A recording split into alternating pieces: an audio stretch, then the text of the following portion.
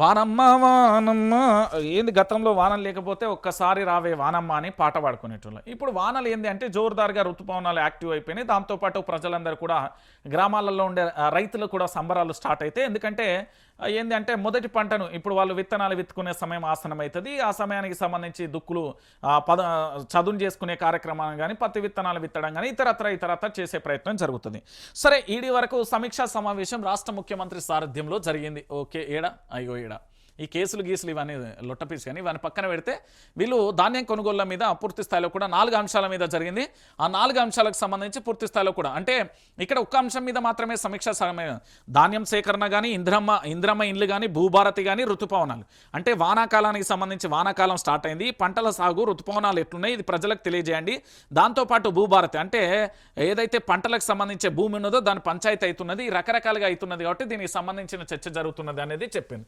So ఇప్పుడు దీంతో పాటుగా ఇంకొకటి సీజనల్ వ్యాధులు అనేది వస్తాయి. వానాకాలం స్టార్ట్ అయిన తర్వాత పూర్తి స్థాయిలో సామాన్యుడి నుండి పూర్తిగా ఇప్పుడు ధనవంతుడు అంటే ఏఐజీ హాస్పిటల్ పోతారు. అది ఎమ్మెల్యే ఎంపీలు కలెక్టర్లు పెద్ద పెద్దోళ్ళు పోయే హాస్పిటల్. అది మన లాంటి పేద మధ్యతరగతి కుటుంబాలకు కాదు. అలా పోయి ఒకసారి అడుగు పెట్టి అడుగు తీస్తే 30 నుంచి 50 లక్షలు అయితే అది మన వల్ల కానిముచ్చడానికి అది పక్కన పెట్టరు. మరి మనలాంటి పేద మధ్యతరగతి కుటుంబాలు ఎక్కడికి పోతాయి? ఇక గాంధీ దాకాన పోతాయి, ఎంజిఎం దాకాన పోతాయి, ఉస్మానియా దాకాన పోతాయి. ఇవి ప్రభుత్వ దాఖలకు పోతాం మనలాంటి పేద మధ్యతరగతి కుటుంబాలకు సంబంధించి. లేకపోతే ఇక కాస్త ఆడ నమ్మకం ఉంటే అటు పోతా లేకపోతే ప్రైవేట్ దవాఖాన దిక్కు మోకాన పోయే అవకాశం ఉంటుంది. కాబట్టి ఇప్పుడు వానాకాలంలో ఎక్కువగా కూడా వైరల్ ఫీవర్లు కానీ ఇతరత్ర అనారోగ్యాలు వచ్చే సమస్య ఉంటుంది. మరి ఏం చేయాలి? మందులు ఫుల్ చేయాలి. కానీ ఏమవుతున్నది?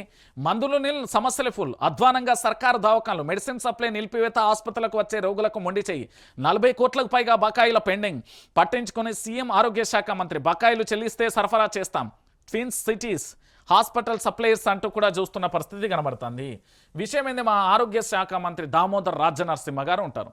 సో పూర్తి స్థాయిలో కూడా వారు ముఖ్యమంత్రి గారు దీని మీద ఏమైనా సమీక్షా సమావేశం చేయాలన్నా వద్దా? ఇప్పుడు వానాకాలంలో వానలు తడిస్తే ఇంతంత జలుబు చేస్తే తర్వాత జ్వరం వచ్చాయి, దోమల బెడదతోని జ్వరాలు వస్తాయి. దాంతోపాటు కలుషిత వాటర్ తాగడం వల్ల వాంతులు విరేచనాలు అయ్యే అవకాశం ఉంటుంది. ఇట్లా చెప్పుకుంటూ పోతే ఇంకా దోమలు ఎక్కువైతే ఏంది మలేరియా డయేరియా రకరకాలుగా కూడా వ్యాధులు వచ్చే అవకాశం ఉంటాయి. ఇవి సీజనల్గా వచ్చాయి, అందుకే వీటిని సీజనల్ వ్యాధులు అంటారు. మరి దీనికి సంబంధించి ఇప్పుడు సర్కారీ దవాఖాన అంటే గాంధీ దవాఖానకు సంబంధించి అంటే ప్రభుత్వం నిర్వహించే ఉచితంగా ఏర్పాటు చేసిన దవాఖానకు అక్కడికి పోతే మనం మందులు డాక్టర్ అంటే చూస్తాడు అనుకో, చూసిన తర్వాత తెల్ల పేపర్ మీద అక్షరాలు అయితే రాస్తాడు కదా, మందులు రాసి అంటాడు కదా. ఆ మందులు రాసియాలంటే ఆ మందులను కొనుగోలు చేయాలంటే ఆ మందులకు సంబంధించి సప్లై ఉండాలి కదా. లేదు. ఎందుకు అంటే దాదాపుగా 40 కోట్ల వరకు బకాయిలు ఉన్నారట. ఆ బకాయిలు చెల్లిస్తేనే మేము పూర్తి స్థాయిలో మందులను మేము సప్లై చేస్తామంటూ వీళ్ళు మొండికి వేసుకున్నారు. అంటే కాంగ్రెస్ పాలనలో పేదలు బాధపడుతున్నారు, ప్రజలకు వైద్య సదుపాయం అందించడం లేదు, సమస్యల నిలయాలకు సర్కార్ దవాఖానలు మారాయి, ఆసుపత్రిలో మందులు లేని దుస్థితి ఏర్పడింది. దీంతో మందుల కోసం ఆసుపత్రికి వచ్చిన రోగులు మెడిసిన్ కోసం ఇబ్బంది పడుతున్న పరిస్థితి కనబడుతుంది. ఇప్పుడు ఆరోగ్య శాఖ మంత్రి రంగంలోకి దిగి గాంధీ దవాఖాన కాడ ఓ రోజు, ఉస్మానియా దవాఖాన కాడ ఓ రోజు, ఎంజిఎం దవాఖాన కాడ ఓ రోజు, ఇలా తెలంగాణలో ఉన్న ప్రభుత్వ దవాఖానలు ఏవైతే ఉన్నాయో ఆ ప్రభుత్వ దవాఖానలకు సంబంధించి పూర్తి స్థాయిలో సమీక్షా సమావేశం నిర్వహించాలి.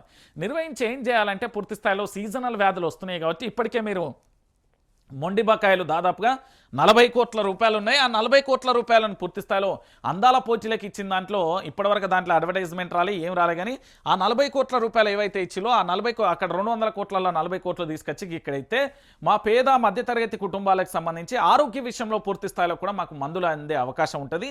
అదే ఫోకస్ కాస్త ఏది ఇందిరమ్మ ఇల్లులు, దాంతోపాటు ఋతుపవనాలు, వానాకాలం, దాంతోపాటు ధాన్యం కొనుగోళ్ల మీద పెట్టిన సమీక్షా సమావేశం 4 అంశాల మీద పెట్టిలు కదా. ఇవాళ కమాండ్ కంట్రోల్ రూమ్లో ఎట్లా తెలంగాణ సెక్రటరియట్ రాకపోతే కానీ కమాండ్ కంట్రోల్ రూమ్లో కూర్చొని మందుల మీద పంచాయతీ పెట్టమని నా తెలంగాణలో ఉన్న పేద మధ్యతరగతి కుటుంబాలు అడుగుతున్నాయి. మరి దాని గురించి ప్రభుత్వం ఏం చేస్తుందో మనం కూడా వేచి చూడాల్సిన పరిస్థితి కనబడుతుంది.